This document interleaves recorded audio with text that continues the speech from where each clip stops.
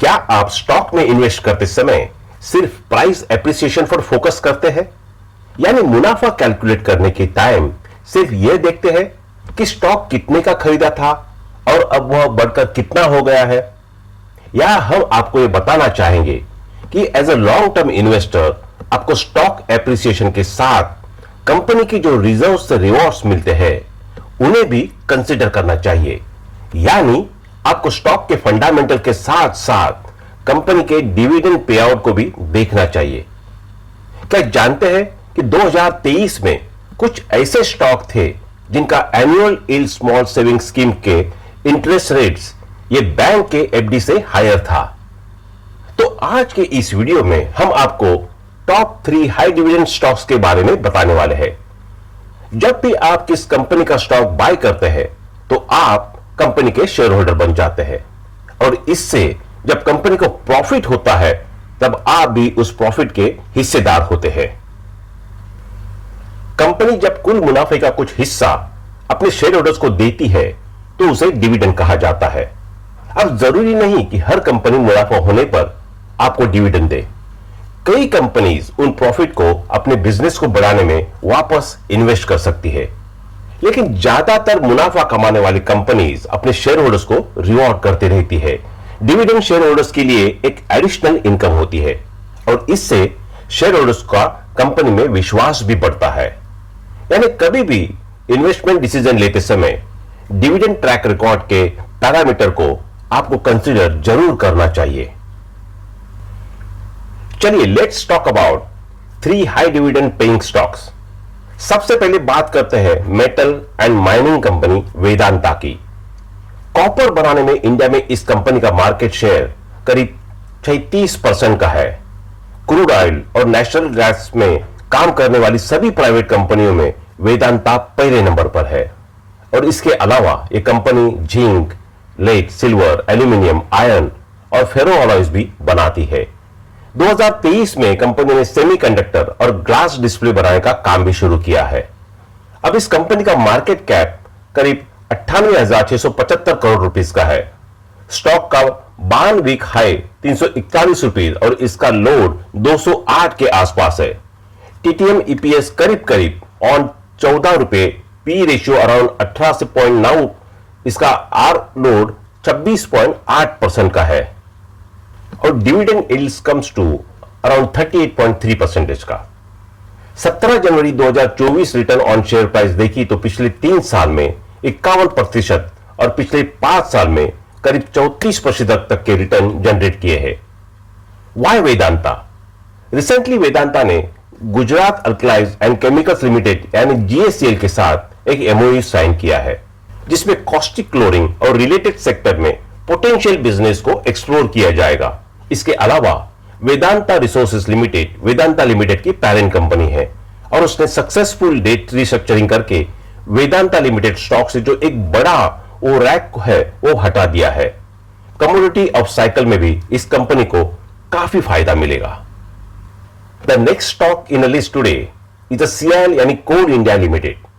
CIL एक Indian central public sector undertaking है जिसकी ownership ministry of coal government of India की है। इस कंपनी का काम कोल और उससे रिलेटेड प्रोडक्ट्स प्रोड्यूस करने का है।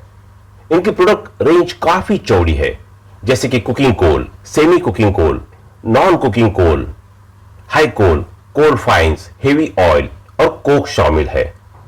इस कंपनी का मार्केट कैप करीब 2.3 लाख करोड़ रुपीस का है और इस स्टॉक का 52 वीक हाई करीब 396 रुपीस का और इसका 52 वीक का लो 208 रुपए का है। इसका टीटीएम ईपीएस 45% 5 है और पी रेशियो अराउंड 8.2, आरओई 49.2% है। डिविडेंड यील्ड इज ऑन 17 जनवरी 6.45% है। रिटर्न ऑन शेयर प्राइस देखें तो पिछले 3 साल में करीब 171% और पिछले 5 साल में करीब 63% के रिटर्न जनरेट किए हैं। क्यों कोल इंडिया नाउ? पहले 7 महीनों में ही 12% प्रोडक्शन ग्रोथ अचीव कर लिया है और वह अपने फाइनेंशियल ईयर 24 के टारगेट जो कि 780 मिलियन टन है उसे अचीव करने के लिए ट्रैक पर लग रहा है। इसी के साथ मैनेजमेंट फाइनेंशियल ईयर 25 में 9% का वॉल्यूम ग्रोथ था और 850 मिलियन टन का टारगेट सेट कर रही है। फाइनेंशियल ईयर 25 में ई ऑक्शन में एलोकेशन और बढ़ सकता है। ई ऑक्शन के जो प्रीमियम्स है वो भी इंक्रीज होंगे, जिससे फायदा होगा। इसके अलावा कंपनी का जो कि एक फिक्स है वो काफी बड़ा है लास्ट फ्यू ईयर्स में, जिसका बेनिफिट मिला है। फाइनेंशियल ईयर 29 तक $3 बिलियन का इन्वेस्टमेंट ऑलरेडी प्लान है to enhance the first mile connectivity of the mines, और आने वाले टाइम में भारत कोकिंग कोल में पोटेंशियल स्टॉक सेल से फायदा मिल सकता है। The last stock in the list today is the Hindustan zinc. Hindustan zinc Vedanta की सब्सिडरी कंपनी है।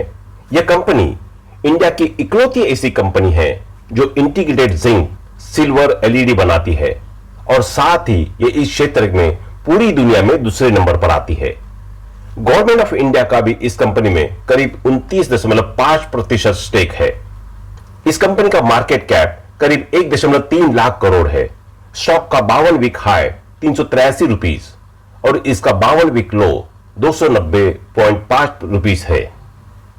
टीटीएम ईपीएस अराउंड 20 रुपया, पी रेशियो 15.8 है और आरओई 81.27% है। डिविडेंड यील्ड 23.9% है। रिटर्न ऑन शेयर प्राइस की बात करें तो पिछले 3 साल में करीब 15% और पिछले 5 साल में करीब 16% तक के रिटर्न जनरेट किए हैं। तो क्यों Hindustan zinc now? Hindustan zinc की माइन मेटल प्रोडक्शन पिछले साल से 7% का और पिछले क्वार्टर से 8% बढ़कर 2.7 लाख टाइम्स तक पहुंच चुकी है। यह बताता है कि कंपनी काफी फोकस है अपने ग्रोथ पे और धीरे धीरे इसको जो प्रॉफिट्स है वो बढ़ सकते हैं।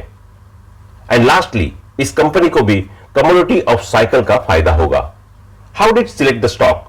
तो ये सारे स्टॉक एनएसई की टॉप डिविडेंड स्टॉक्स के लिस्ट में शामिल है। इनका डिविडेंड यील्ड 5% से लेकर 24% तक का है। कंपनी के फंडामेंटल्स भी अच्छे हैं।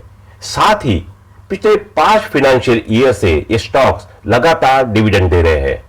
But please remember that past performance is not guarantee in future return. So please do your analysis before investing in any stock in the market.